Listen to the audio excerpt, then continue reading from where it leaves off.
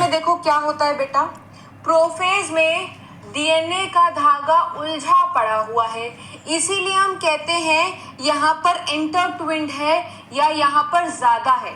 अब मैं बाल खोल करके बेटा बाइक पर बैठ जाऊंगा, मेरे भी सारे बाल ऐसे उलझ जाएंगे, उसको टैंगलिंग कहते हैं, टैंगल्ड कहते हैं, इंटरट्विन्ड कहते हैं।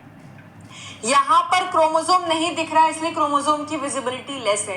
यहाँ पर डीएनए अभी पूरी तरीके से पैकेज नहीं हुआ है, यहाँ पर डीएनए अभी पूरी तरीके से कंडेंस नहीं हुआ है, पतला है और लॉन्ग है, धागा लंबा लंबा दिखाई दे रहा है।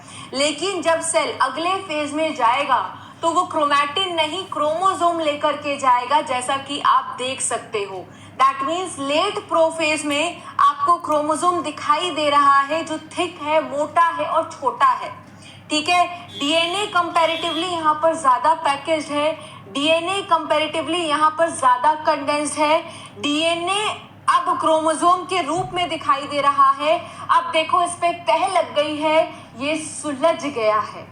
तो इंटरट्विन्ड और हमारे क्या है बेटा, इंटरट्विन्ड और टैंगल्ड यहाँ पर थोड़ा खत्म हो गया है। ठीक है, थैंक यू सो मच बेटा, थैंक यू।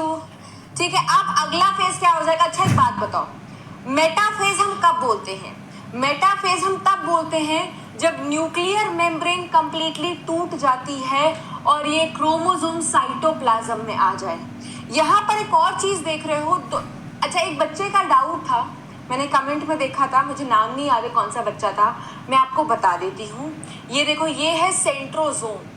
ठीक है, एक सेंट्रोसोम होता है बेटा, उस सेंट्रोसोम में 2 ट्यूब्यूल वाले सेंट्रियोल होते हैं। ये एक सेंट्रोसोम है, इसमें 2 सेंट्रियोल होते हैं, तो 1 सेंट्रोसोम हैज 2 सेंट्रियोल्स। ठीक है, अब ये सेंट्रियोल इस वाले पोल पर जाएगा, ये वाला सेंट्रियोल इस वाले पोल पर जाएगा। सेंट्रियोल्स का क्या होता है बेटा, ये देखो स्पिंडल फाइबर बनाना, ये देखो स्पिंडल फॉर्मेशन। स्पिंडल का क्या काम होता है, जा करके क्रोमोसोम से अटैच करना, सो दैट सेपरेशन में ये मदद करें।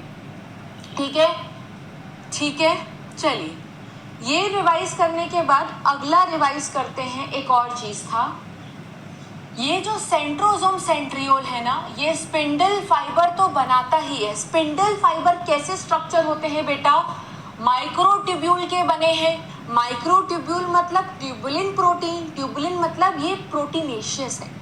साथ ही साथ बेटा ये अपने इधर के तरफ एस्ट्रल रेज बनाता है। एस्ट्रल रेज भी बेटा माइक्रोट्यूब्यूल के ही बने हुए हैं, और क्योंकि ये चारों तरफ इस तरीके से माइक्रोट्यूब्यूल को जनरेट करके रेडिएट करता है, तो तारा स्टार की तरह अपीयर होता है, इसीलिए इसको हम क्या कहते हैं बेटा, एस्टर। तो कितने एस्टर दिखाई दे रहे हैं, एक एस्टर ये, दूसरा एस्टर ये। एस्टर बना कौन रहा है, सेंट्रियोल। तो किस में दिखाई देगा, सिर्फ एनिमल्स में, प्लांट्स में आपको एस्टर्स नहीं दिखाई देते हैं। ठीक है, इसके बाद क्या होगा बेटा, न्यूक्लियर मेम्ब्रेन जब कंप्लीटली टूट जाती है तो हमारा क्या शुरू हो जाता है, प्रोफेज। ठीक है, सॉरी मेटाफेज। बट उसको पहले ये होमवर्क कर लेते हैं बेटा। वॉइस हंसने के लिए तो देखो, बहुत सारे बच्चों ने इसमें अर्ली प्रोफेज मार्क किया होगा, है ना। अरे बेटा, लेकिन तुम देखो ऑप्शन में जीवन है, अगर जीवन होगा तो जीवन में मार्क करोगे। एनसीईआरटी के लाइन रीड कराई थी ना, हाँ, अर्ली प्रोफेज तब मार्क करते बेटा जब जीवन नहीं दिया होता। आप खुद सोचो, जीवन से आ रही है ना, तो जीवन में ज्यादा उलझे पड़े हैं बाल, जीवन में ज्यादा डीएनए है। अब मैं सोचो बाइक पर यहाँ से दिल्ली से ले जा रही हूँ, ले लद्दाख, अगर पूछा जाएगा मेरे बाल, ठीक है, वो तो पहले ही से उलझना शुरू हो चुके होंगे ना, वो तो धीरे धीरे मुझे पता चल गया मेरे बाल उलझ रहे हैं, तो मैंने बाल बिल्कुल बांध लिए, 2 चुटिया बना लिया बिल्कुल।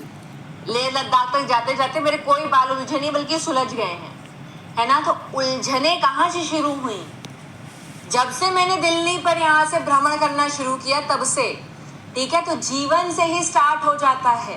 ठीक है, तो अर्ली प्रोफेज तब मार्क करते जब जीवन नहीं दिया होता। ठीक है, जैसे ये देखो, ये वाला क्वेश्चन देखो, ये वाला मोर टैंगल डीएनए कहां पर होगा। अगर ये क्वेश्चन आए मोर टैंगल डीएनए कहां होगा, तो इसमें भी मार्क करोगे जीवन। अर्ली मत मार्क करना, अर्ली तब करते जब जीवन नहीं दिया होता। जैसे देखो मोर टैंगल डीएनए सेम क्वेश्चन है, आप देख सकते हो ये बिल्कुल सेम क्वेश्चन है। बच्चा कहता है होमवर्क में क्वेश्चन सेम थे, तो देखो बिल्कुल सेम क्वेश्चन है, लेकिन यहाँ पर ऑप्शन में जीवन नहीं है। तो अब मैं क्या मार्क कर दूंगी, अर्ली प्रोफेज। क्या मार्क कर दूंगी, अर्ली प्रोफेज। अच्छा हाँ, ये वाला क्वेश्चन सेम था, ये तो सेम है, यस ये तो सेम है मोर टैंगल डीएनए। अगर पूछा जाए मोर अनटैंगल डीएनए, सुलझ कहाँ गए थे, सुलझ तो गए थे लेट प्रोफेज में, सुलझ गए थे ना लेट प्रोफेज में। बाद में इनको पता चल गया, मम्मी आई, मैंने आपको कपड़े का एग्जांपल दिया था, मम्मी घुसती हैं, डांट लगाती हो, डांट लगाते ही कपड़े तय पे तय कर देते हो। तो संडे को मैंने भी तय लगाया, ठीक है, मैंने सोचा मैं बच्चों को सिखा रही थी कि तह लगे हुए कपड़े अच्छे लगते हैं, टेंशन मत लो। अब क्वेश्चन क्या कहता है बेटा, मोर इंटरट्विन्ड डीएनए, मोर, अच्छा हाँ मोर इंटरट्विन्ड डीएनए। देखो ये वाला क्वेश्चन और ये वाला क्वेश्चन सेम है, बट ऑप्शन सेम है क्या, नहीं। इस वाले में अब जीवन नहीं दिया हुआ है, तो इस वाले में क्या मार्क करोगे, अर्ली प्रोफेज, ठीक है। अब अगर क्वेश्चन है डीएनए डिस्टिंक्ट नहीं है, तो डीएनए कब से डिस्टिंक्ट नहीं है बेटा, जीवन से। अगर सेम क्वेश्चन होता और समझ में आया सबको, तो डिपेंड करता है हमारा ऑप्शन क्या है, ऑप्शन चेंज होगा आंसर भी बदलेगा थोड़ा, क्योंकि ये ओवरलैपिंग फेज है, ठीक है। अब इसके बाद हम रिवाइज करते, होमवर्क डिस्कस कर लिया मेटाफेज के बारे में। मेटाफेज की एक कैरेक्टरिस्टिक फीचर है, न्यूक्लियर मेम्ब्रेन जैसे ही टूट जाती है हम कहते हैं सेल मेटाफेज में आ गई। आप देख सकते हो सेल मेटाफेज में आ चुकी है, क्रोमोसोम कहां पर मूव कर चुके हैं बेटा, साइटोप्लाज्म में। और क्या इसकी कैरेक्टरिस्टिक फीचर है, क्रोमोसोम बिल्कुल बीचों बीच आ जाता है, इक्वेटर पर, या तो आप बोल सकते हो इक्वेटर पर आ जाता है, इक्वेटोरियल प्लेट पर आ जाता है, या आप बोल सकते हो मेटाफेजिक प्लेट पर आ जाता है। कितनी प्लेट दिखाई दे रही है बेटा, आपको एक ही प्लेट दिखाई दे रही है। मैंने आपको जीआईएफ भी दिखाया था कि देखो एक ही प्लेट है। और जो स्पिंडल फाइबर थे, अब देखो ये स्पिंडल फाइबर काइनेटोकोर से चिपक चुके हैं।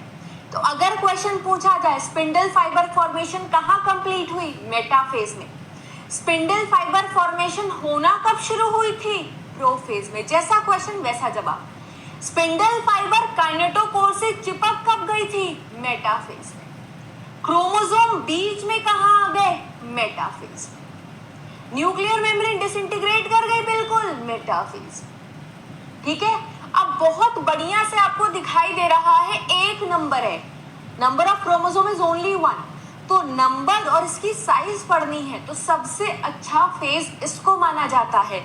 इसीलिए हम कहते हैं मॉर्फोलॉजी पढ़नी है तो सेल को पढ़ो, लेकिन किस स्टेज में पढ़ो, मेटाफेज में।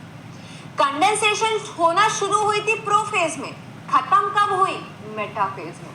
पूछा जाए क्रोमोसोम थिकेस्ट एंड शॉर्टेस्ट कहाँ है, मेटाफेज में, ठीक है, बहुत बढ़िया। इसके बाद क्या आ जाता है, एनाफेज। एनाफेज में क्या होता है बेटा, ये जो सिस्टर क्रोमैटिड्स हैं, ये सिस्टर क्रोमैटिड्स अब सेपरेट कर जाते हैं। जैसे ही सेपरेट करेंगे देखो शेप विजिबल हो गई है।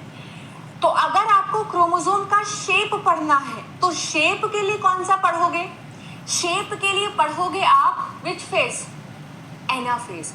अब ये जो रस्सी है बेटा, ये रस्सी इस वाले क्रोमोसोम को ऊपर ले जाएगी, ये रस्सी इस वाले क्रोमोसोम को नीचे ले जाएगी।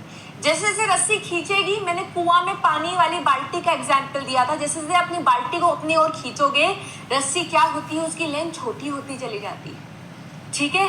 और आप देख सकते हो ये क्या है, क्रोमैटिड, सिस्टर क्रोमैटिड अब सेपरेट हो चुके हैं, यही सिस्टर। इसीलिए जो बच्चे आने वाले हैं उनके फ्यूचर क्रोमोसोम तो यही है ना, एनसीईआरटी की लाइन है। इसके बाद जब ये क्रोमोसोम इस पोल पर चला जाए, ये क्रोमोसोम इस पोल पर चला जाए, हम कहते हैं कौन सी फेज आ चुकी है, टेलोफेज। टेलोफेज बेटा लास्ट स्टेज है किसका? कैरियोकाइनेसिस का। मतलब न्यूक्लियर डिवीजन बेटा खत्म होने वाली है स्टेज में, मतलब न्यूक्लियस डिवाइड कर गया है। न्यूक्लियस डिवाइड कर गया है का क्या मतलब है? दो न्यूक्लियस आ गए हैं मैम? हाँ जी बिल्कुल आ चुके हैं। ये देखो, एक न्यूक्लियस ये, दूसरा न्यूक्लियस ये। इस वाले स्टेज को बेटा, इस वाले स्टेज को हम क्या कहते हैं? Reverse of prophase. यहाँ पर न्यूक्लियर मेम्ब्रेन गायब हुई थी, आप देखो यहाँ पर न्यूक्लियर मेम्ब्रेन वापस आ गई है, और वापस आने से क्या हो गया? एक न्यूक्लियस ये, दूसरा न्यूक्लियस ये। वहां पर स्पिंडल फाइबर बनना शुरू हुए थे, यहाँ पर स्पिंडल फाइबर गायब होना शुरू होंगे। क्या होंगे? गायब होना शुरू होंगे। वहां पर क्रोमैटिन से क्रोमोसोम बना था, यहां पर क्रोमोसोम अपनी आइडेंटिटी लूज करके क्रोमैटिन में आ जाते हैं। तो क्रोमोसोम से क्रोमैटिन के बनने को हम क्या कहते हैं? कंडेंसेशन। क्या कहते हैं? कंडेंसेशन। यहां तक सबको समझ में आया? यहां तक आपको समझ में आया? तो आज हमें न्यूक्लियर डिवीजन तो हमने पिछले क्लास में पढ़ लिया था। आज हमें न्यूक्लियर डिवीजन तो हमने पिछले क्लास में पढ़ लिया था। आज हमें पढ़ना है कि ये सेल दो भाग में डिवाइड कैसे होगा, दो डॉटर सेल कैसे बन करके आएंगी, और उसी डिवीजन को, सेल दो भाग में बट रहा है, साइटोप्लाज्म दो भाग में बट रहा है, उसी बटने को हम कहते हैं साइटोकाइनेसिस। यहाँ तक सबको समझ में आ गया?